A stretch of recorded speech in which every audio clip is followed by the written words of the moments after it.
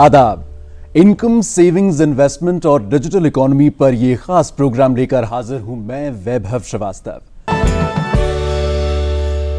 हमारे इस खास प्रोग्राम में बात एक्सटेंशन ऑफ कार्ड टोकनाइजेशन की। जी हां, भारतीय रिजर्व बैंक ने कार्ड ऑन फाइल टोकनाइजेशन की डेडलाइन को 30 जून 2022 तक कर दिया है, जो पहले 31 दिसंबर 2021 के लिए तय की गई थी।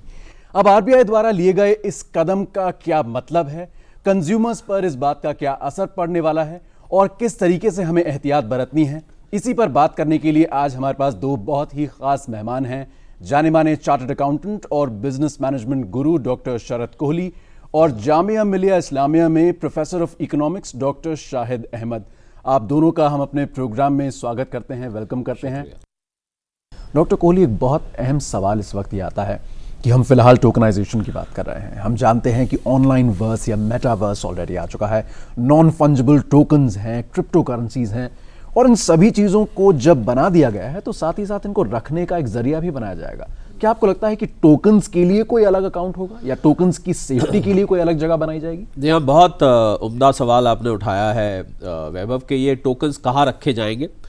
अगर मुझे नहीं पता हमारे कितने दर्शक टेक्निकली इसको समझ लेंगे, पर मैं इसको आसान भाषा में कोशिश करता हूँ समझाने की। दो तरीके से ये रखे जा सकते हैं टोकन्स को। एक तो वॉल्ट सिस्टम होता है, जिसको उसमें वॉल्ट में ये होता है कि इसको उसमें थोड़ा सा डिसएडवांटेज रहता है, क्योंकि वो उसकी कॉपी एक तरह से एक वॉल्ट, समझ लीजिए एक लॉकर में, एक स्टोर में आपने अलग से रख ली, जिसको हम वॉल्ट सिस्टम कहते हैं। दूसरा सिस्टम होता है वॉल्टलेस। वॉल्टलेस में उसी के अंदर उस कोड को स्टोर कर दिया जाता है, मतलब जो पूरा सिस्टम है उसी के अंदर स्टोर कर दिया जाता है। दोनों के अपने अपने फायदे नुकसान है। वॉल्ट सिस्टम में एक नुकसान, जैसे मैंने बताया, कि उसकी एक कॉपी क्रिएट हो जाती है, तो वो एक और कई दफे सरदर्दी बन सकती है।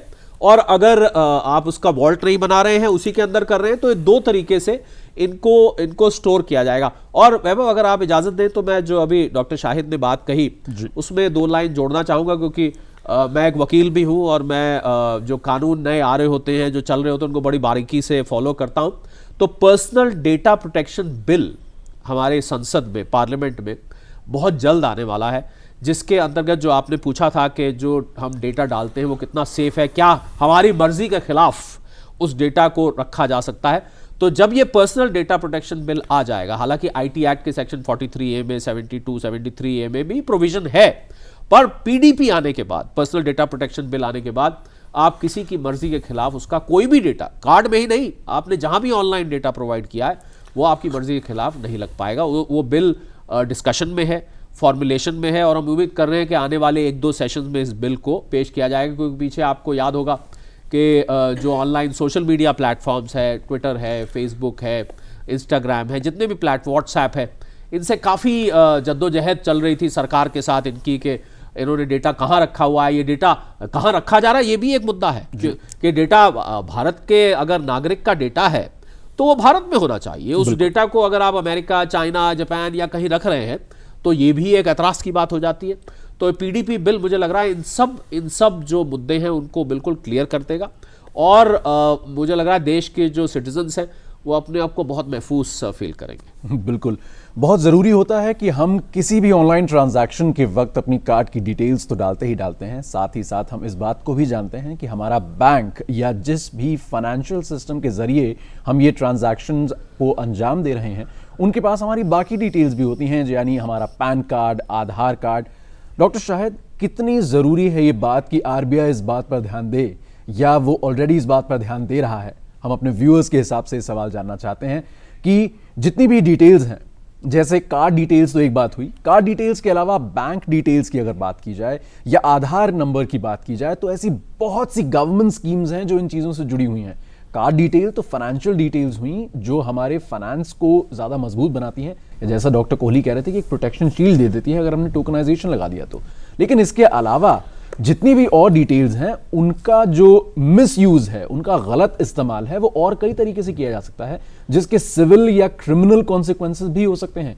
तो आरबीआई का इस बीच क्या ये मतलब जो स्टेप्स होंगे वो क्या रहेंगे या क्या रहने चाहिए आपके हिसाब से, अगर व्यूअर्स के साथ साथ हमें पॉलिसी मेकर्स भी इस वक्त देख रहे हैं तो?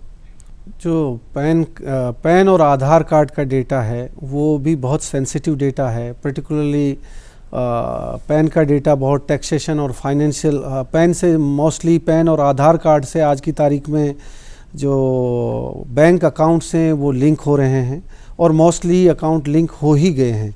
तो जब पैन का डेटा आपका अगर लीक होता है तो आप जो भी हैकर है वो आपके अकाउंट को एक्सेस कर सकता है। अब आधार के साथ भी बैंक अकाउंट्स जो हैं वो लिंक हो रहे हैं, तो जितना सिक्योरिटी क्रेडिट कार्ड या डेबिट कार्ड के डेटा की सिक्योरिटी है उतना ही ज़रूरी फाइनेंशियल पॉइंट ऑफ व्यू से पैन कार्ड के डेटा की सिक्योरिटी भी उतनी ही ज़रूरी है, आधार कार्ड के डेटा की भी उतना ही ज़रूरी है, क्योंकि डेटा जो डिफरेंट आइडेंटिटीज़ हैं, pan card identity, Aadhaar card identity, credit card, debit cards, इनको जो एक ही प्लेटफॉर्म पे लाने के लिए गवर्नमेंट कोशिश कर रही है और डिफरेंट वे। अब तो आप टैक्स भी आधार कार्ड से सबमिट टैक्सेशन रिटर्न भी फाइल कर सकते हैं और डिफरेंट जो है, तो ये सारे डेटा बहुत ज़रूरी हैं कि इनको प्रोटेक्ट किया जाए। और अभी जो डॉक्टर कोहली जिक्र कर रहे हैं कि डेटा प्रोटेक्शन बिल जो आ रहा है उसमें अब पर्सनल डेटा, अब उसका नाम जो अब जॉइंट पार्लियामेंट्री कमेटी ने फाइनली जो गवर्नमेंट को रिकमेंड किया है, अब उसको थोड़ा वाइड कर दिया है कि personal data and non personal data अब डेटा प्रोटेक्शन बिल की फॉर्म में आ रहा है। और ये कौन सा डेटा विदेश में जाके सेव हो सकता है, कौन सा डेटा आप कंट्री से बाहर नहीं ले जा सकते, क्रिटिकल डेटा को आप बाहर नहीं ले जा सकते, जो गवर्नमेंट क्रिटिकल डेटा डिफ़ाइन करेगी। और जो डेटा क्रिटिकल डेटा नहीं होगा उसको आप बाहर ले जा सकते हैं, वो गवर्नमेंट डिफ़ाइन करेगी। तो ये सब डिमार्केशन ज़रूरी है।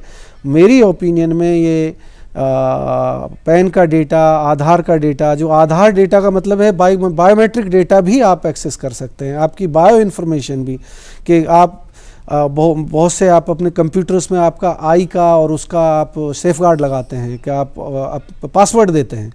अगर आधार के थ्रू आप बायोमेट्रिक डेटा को भी एक्सेस कर सकते हो तो फिर आपका सारा जो डोमेन है, जो ई डोमेन है, वो आपका ओपन हो जाता है। तो मेरी ओपिनियन में ये है कि ये सारा डेटा इस डेटा प्रोटेक्शन बिल के अंडर प्रोटेक्ट होना चाहिए और मेरी उम्मीद भी ये है कि सरकार ये सारा कवर करेगी। उसमें इश्यूज़ था कि भाई जो एजेंसीज़ हैं जैसे पुलिस है, एजुकेशनल इंस्टीट्यूशंस हैं, कोर्ट्स हैं, उनको बहुत सारा डेटा चाहिए होता है, या ये जो सोशल प्लेटफॉर्म हैं इनके कुछ ग्रीवेंसेस थे। इवन आरबीआई को बहुत सारा जो मॉनिटरिंग करती है सारी बैंक्स की, उनको बहुत सारा डेटा चाहिए होता है। तो उस बिल में किस तरह के एग्जम्पशंस होंगे उस पर काफ़ी काम हुआ है और वो अब जो बिल आ रहा है उसमें पर्सनल और नॉन पर्सनल दोनों तरह का डेटा सेव होगा। और ये पैन और आधार कार्ड मेरी राय में ये क्रिटिकल डेटा है और ये कंट्री के अंदर ही रहना चाहिए और प्रोटेक्ट होना चाहिए इस बिल के तहत। जी बिल्कुल, ये बहुत ज़रूरी होता है कि जब भी हम गवर्नमेंट को अपना डेटा देते हैं तो उस वक्त ये लॉ ऑफ द लैंड कह लीजिए या एक सॉवरन गारंटी के तहत बात कह लीजिए कि जो हमारा डेटा होता है, जब हम सरकार को ये डेटा देते हैं तो डेटा सिक्योर रहता है, सेफ रहता है, ये बात हम जानते हैं। लेकिन डॉक्टर कोहली, जब हम यही data mobile applications, financial intermediaries या और कंपनीज को देते हैं या ऑनलाइन ट्रांजैक्शंस के वक्त यूज़ करते हैं, कितना सेफ रहता है वो डेटा, और साथ ही साथ कंज्यूमर्स के लिए वो कौन से लीगल एवेन्यूज़ हैं कि वो जहां पर जाकर इस डेटा की अगर ब्रीच हो जाती है तो उससे बच सकते हैं।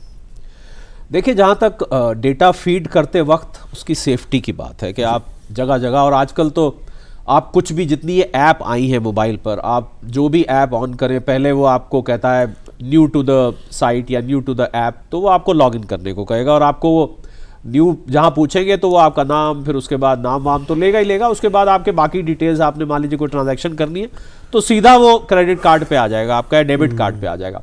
तो वो डेटा लाजमी बात है कि आप जगह जगह जब उसको डालेंगे तो उसका एक्सपोजर बढ़ता जाता है। बिल्कुल। तो और जैसे जैसे एक्सपोजर बढ़ेगा उसके हैकिंग के और उसके गलत इस्तेमाल के चांसेस भी बढ़ते जाते हैं।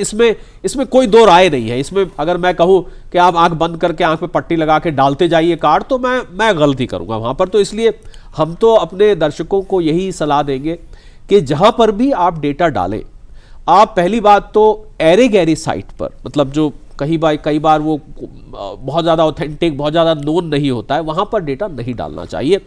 बेहतर है कि आप पहले उसके बारे में पूरा पता करें कि वो कितना ऑथेंटिक है, वो कहीं उसकी स्टैंडिंग है कि नहीं, कहीं रजिस्टर्ड है कि नहीं, कोई और लोग भी इस्तेमाल, ऐसा तो नहीं आप 4 लोग ही मिलकर उसको यूज कर रहे हो, या सिर्फ इसी पर्पस के लिए बनाया गया हो कि पैसे किसी से लूट लिए जाएं। तो और अगर ऐसा हो जाता है, अब आपका जो सवाल का दूसरा हिस्सा है कि उसके पास फिर क्या रेमेडी रहती है। तो देखिए, जैसे कि मैंने कहा कि साइबर क्राइम बन जाता है जब आपको कोई इंटरनेट की दुनिया में ठगता है, इंटरनेट की दुनिया में आपकी चोरी हो जाती है, इंटरनेट की दुनिया से नुकसान हो जाता है। तो ये आपको एक तरह से नुकसान हुआ और आप इसकी कंप्लेंट आईटी एक्ट के अंतर्गत सेक्शन 73A 43 उसके अंदर कर सकते हैं और आप आरबीआई को भी रिपोर्ट कर सकते हैं। जिस बैंक से, जिस कार्ड नेटवर्क पर आप हैं, मास्टर पर, वीजा पे, डाइनर पर, अमेरिकन एक्सप्रेस पर, जिस पे भी आप हैं, आप उस नेटवर्क को इन्फॉर्म करिए। सबसे बड़ा जो इंफॉर्मेशन जाएगा वो उस बैंक के पास जाएगा जो बैंक उस कार्ड को मैनेज कर रहा है। आप सबसे पहले उस कार्ड को आप इन्फॉर्म करिए, आपका कार्ड तुरंत ब्लॉक कर दिया जाएगा। और ये बहुत कम लोग जानते हैं, हम ये आज जानकारी दे देते हैं कि आपका अगर कोई ट्रांजैक्शन दिखता है कार्ड पे, क्योंकि हम कार्ड टोकनाइजेशन की बात कर रहे हैं, आपके क्रेडिट कार्ड पे कोई ट्रांजैक्शन ऐसा दिखता है जो कि आपने नहीं किया, या आपको लगता है ये मैंने कभी नहीं किया, और कई लोग बहुत इस्तेमाल करते हैं तो वो बीच में याद भी नहीं रहता, जरा सा आपको डाउट हो, आप उस ट्रांजैक्शन को डिस्प्यूट कर सकते हैं।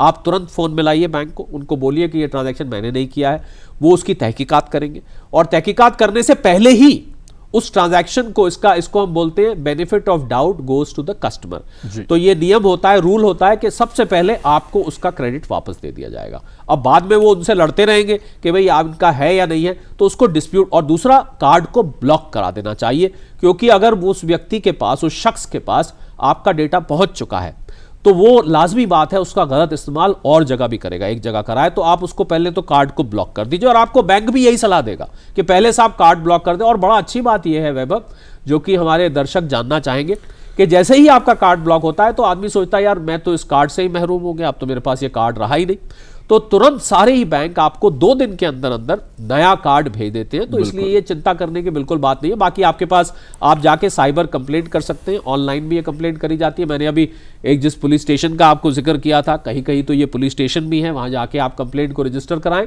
और आपको पता लग जाता है कौन है तो किसी वकील के माध्यम से आप आईटी एक्ट के अंदर एक्शन ले सकते हैं। बिल्कुल, बहुत ज़रूरी है कि जो डिटेल्स हों हमारे कार्ड की या बाकी अहम फाइनेंशियल डिटेल्स हों, वो बहुत ज़रूरी हैं कि वो सेफ़ रहें, सिक्योर रहें, और किस तरीके से वो सेव की जाएं इस पर हमारी निगरानी रहे, इस पर हम गौर करें।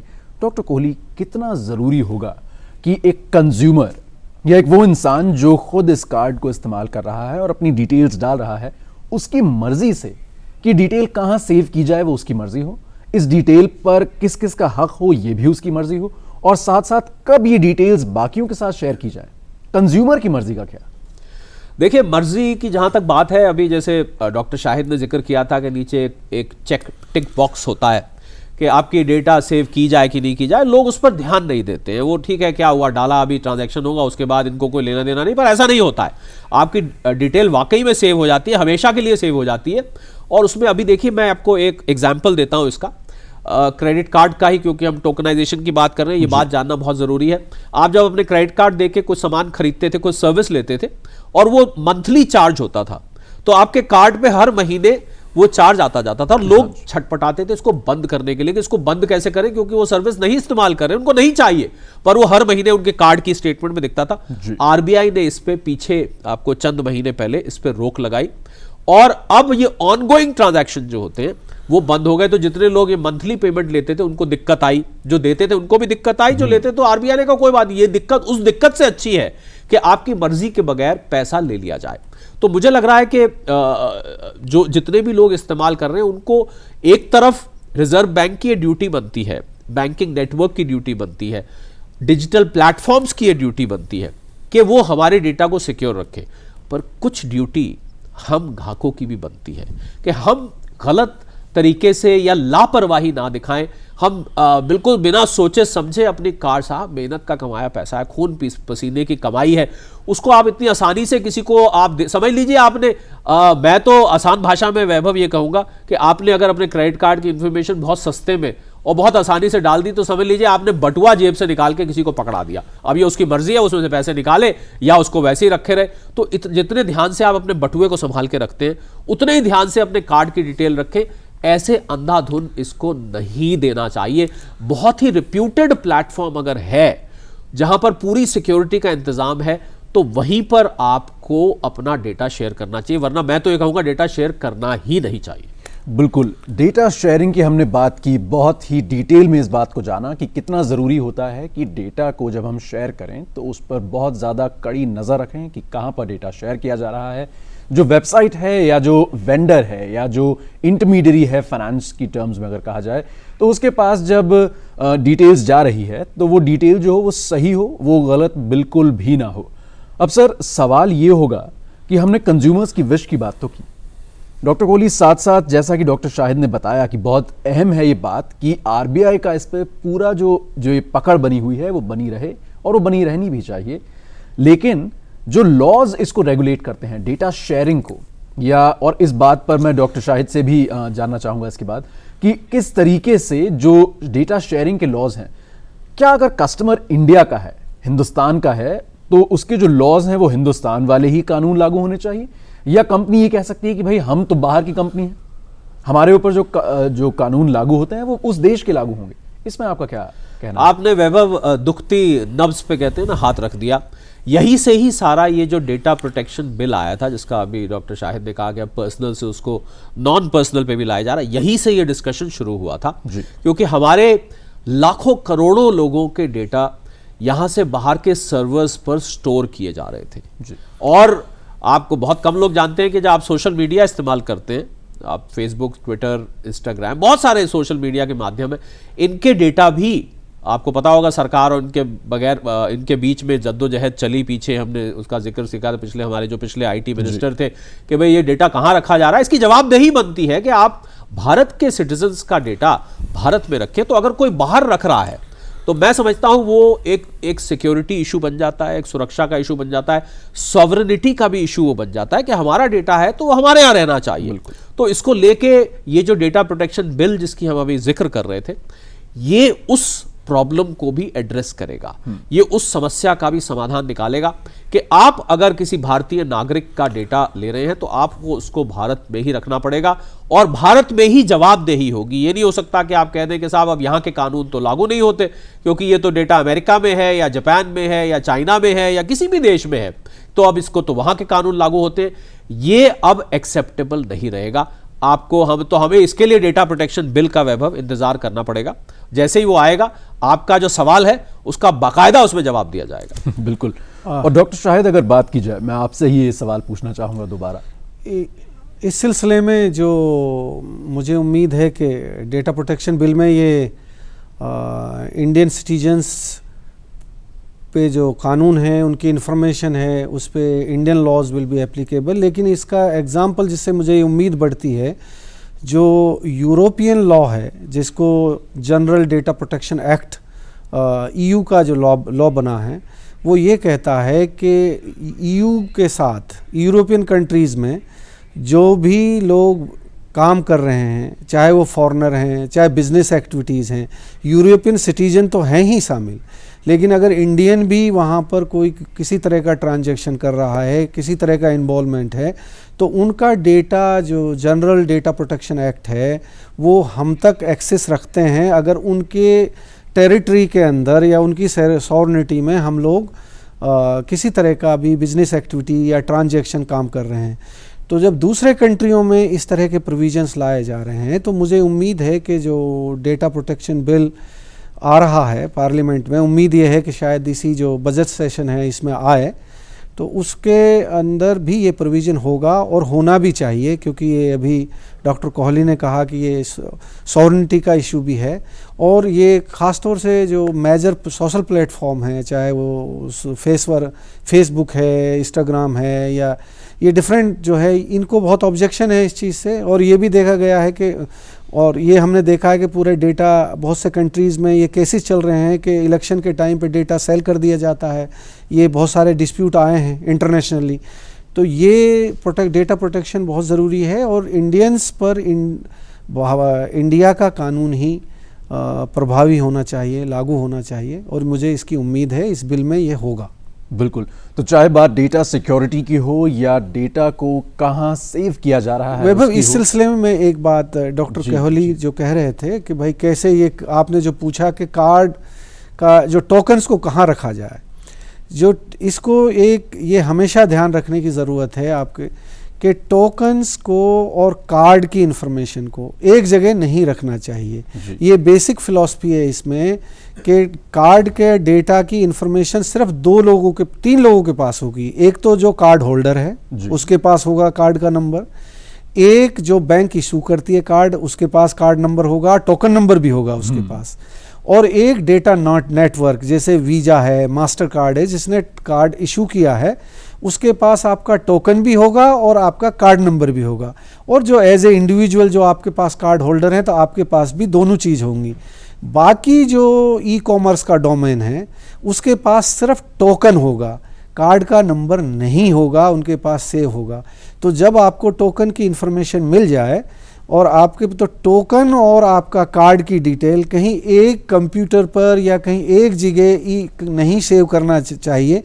अदरवाइज अगर आपका कंप्यूटर हैक हो जाता है तो आपका कार्ड नंबर और आपका टोकन नंबर भी साथ के साथ हैक नहीं होना चाहिए। तो दो डिफरेंट, तो टोकन की इंफॉर्मेशन एक जगह अलग होनी चाहिए और कार्ड की इंफॉर्मेशन अलग होनी चाहिए। यही बेसिक फिलॉसफी है कि जो मर्चेंट्स के पास कार्ड के इंफॉर्मेशन होती थी वो नहीं होगी, और अगर हैक उनके यहाँ से डेटा हैक होता है तो उसका हैकर कोई यूज़ नहीं कर सकता, क्योंकि डेटा नेटवर्क की कंसेंट के बिना, कार्ड नेटवर्क की कंसेंट के बिना और बैंक इशू करने वाले के बिना उस टोकन का कोई यूज़ नहीं है। क्योंकि जैसे ही वो टोकन का यूज होगा तो ये वेरिफिकेशन अगेन फिर कस्टमर के पास आएगा ओटीपी के थ्रू और सीवीवी के थ्रू, तो वो उसको पता चल जाएगा कि कोई मेरे टोकन को मिसयूज़ कर रहा है और वो वेरिफिकेशन होगा ही नहीं।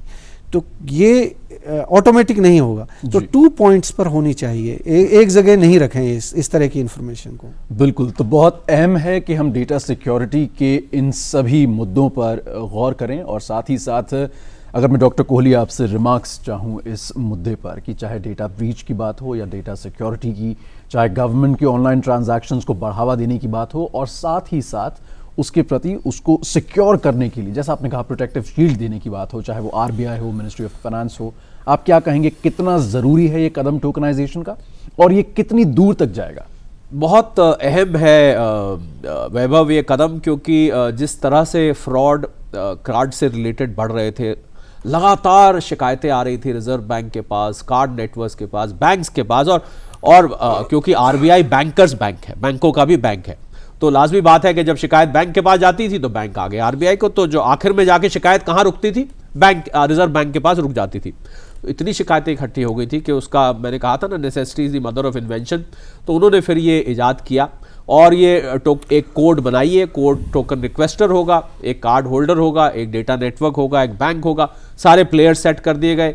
कोड जनरेट करना तो आजकल भारत का इंफॉर्मेशन टेक्नोलॉजी में दुनिया भर में नाम है, तो वो कोई मुश्किल काम नहीं था। मुझे लग रहा है सिर्फ इसको कायदे से चलाना एक चैलेंज रहेगा कि ये चलता रहे और लोगों की रिजेंटमेंट ना हो कि भाई क्या इतने ओटीपी याद रखो, अब एक कोड भी आ गया है ये भी याद रखो। तो साहब ये साहब आपके फ़ायदे के लिए है, आपकी सिक्योरिटी के लिए, आपका पैसा महफूज रहे, आपका पैसा मेहनत से कमाया हुआ आपके पास रहे, कोई उसको गलत तरीके से इस्तेमाल ना करे। तो ये सब मैं समझता हूँ कि बहुत अच्छा कदम है। और आपको 30 जून 2022 जो डेट एक्सटेंड की गई है, तब तक मैं उम्मीद करता हूं कि ज़्यादा से ज़्यादा जो उपभोक्ता हैं, कंज्यूमर्स हैं, रिजर्व कार्ड यूजर्स हैं, वो इसका फ़ायदा उठाएंगे और आपका क्रेडिट कार्ड आगे से बहुत ज़्यादा सेफ रहेगा आपकी जेब में, आपके वॉलेट में, जहां भी आप उसको रखते हैं। बिल्कुल, तो जहां तक डेटा सिक्योरिटी की बात हो या डेटा ब्रीच की, और किस तरीके से हम अपनी फाइनेंशियल सिस्टम को, फाइनेंशियल डिटेल्स को सेफ रख सकते हो, इन सब चीज़ों की बात हो, डॉक्टर शाहिद आपके कंक्लूडिंग रिमार्क्स चाहेंगे टोकनाइजेशन के बारे में? देखिए, टोकनाइजेशन बहुत ज़रूरी है, क्योंकि अब जो आफ्टर 2017 के बाद जो पर्टिकुलर डीमोनेटाइजेशन जो गवर्नमेंट ऑफ इंडिया ने किया, डिजिटलाइजेशन जो है बहुत तेज़ी से बढ़ रहा है। और ई कॉमर्स का जो इस वक्त आप देखें तो इकोनॉमी में more than 51% per year or sometime even 86% increase in e-commerce। जो जिस तेज़ी से e-commerce बढ़ रहा है, बिजनेसेस बढ़ रहे हैं, एक्सपेक्टेशन ये है कि 2025 तक 188 बिलियन US डॉलर का हमारा ई-कॉमर्स ट्रांजैक्शन होंगे। तो उस साइज़ में जहाँ ई कॉमर्स बढ़ रहा है, बिजनेसेस बढ़ रहे हैं, और थ्रू इस चैनल के थ्रू जो आपकी इकोनॉमिक एक्टिविटी बढ़ रही है, ग्रोथ, आर्थिक तरक्की हो रही है, रोज़गार मिल रहा है लोगों को, तो उसके लिए एक जो बहुत अहम कदम है कि आपका जो ई ट्रांजैक्शन में आपको किसी तरह की धोखाधड़ी ना हो। और उस धोखाधड़ी से बचने के लिए आरबीआई ने ये बहुत अहम कदम लिया है, और ये और स्ट्रॉन्ग हो जाएगा जैसे ही हमारा डेटा प्रोटेक्शन बिल एक्ट बनेगा। उसमें आपकी जिम्मेदारियां तय हो जाएंगी। आप अगर कोई गलती से कोई साजिश के तहत अगर आपके डेटा को लीक करता है, तो उसमें ये जिम्मेदारियां तय होगी कि आपने अगर ऐसा किया है तो उसमें उसको कितना फाइनेंशियल लाइबिलिटीज़ उसकी बनेंगी, उसमें कितना उसको डिफरेंट टाइप ऑफ पेनल्टीज़ और जिम्मेदारियां तय होंगी। तो इतना आसान नहीं होगा। जो लोग इस पे काम नहीं कर रहे हैं, ये भी सही है कि जैसे ही आप सिक्योरिटी, जो स्मॉल बिजनेसेस हैं उनके लिए थोड़ा सा इसमें बिज़नेस कॉस्ट भी बढ़ेगी, क्योंकि उन्हें अपने ई कॉमर्स को सेफ बनाना है। लेकिन इसका फ़ायदा ये होगा कि जैसे ही कंज्यूमर्स अपने को सेफ़ फील करेंगे, तो इससे सेफ़ इकोनॉमी और क्लीन इकोनॉमी को बढ़ावा मिलेगा, जिससे ओवरऑल इकोनॉमी में इन्वेस्टमेंट फ्लो बढ़ेगा और बिजनेसेस बढ़ेंगे। तो ये एक बहुत ही उम्दा कदम है इकोनॉमी के लिए और आर्थिक तरक्की के लिए और फाइनेंशियल सिक्योरिटी के लिए। तो मुझे इससे अच्छी उम्मीद है, और ये मजबूत होगा जैसे ही हमारा एक्ट और आएगा, जिसमें सारे जिम्मेदारियां तय होंगी। जी, मैं शुक्रिया कहना चाहूँगा डॉक्टर शरद कोहली को और डॉक्टर शाहिद अहमद को कि उन्होंने अपना कीमती वक्त निकाला और आज हमारे साथ यहाँ पर स्टूडियो में इतने ज़रूरी मुद्दे पर, यानी टोकनाइजेशन पर, और साथ ही साथ आरबीआई की जो भूमिका है उस पर हमसे इतनी ज़रूरी बहुत सारी बातें की। पैसा बोलता है कि इस कड़ी में बस इतना ही। आप अपनी राय और अपने सजेशंस हमें ईमेल पर भेज सकते हैं। इसके लिए हमारा ईमेल आईडी है ddurduspecials@gmail.com। और इसी के साथ हमारी पूरी टीम को दीजिए इजाज़त। आदाब।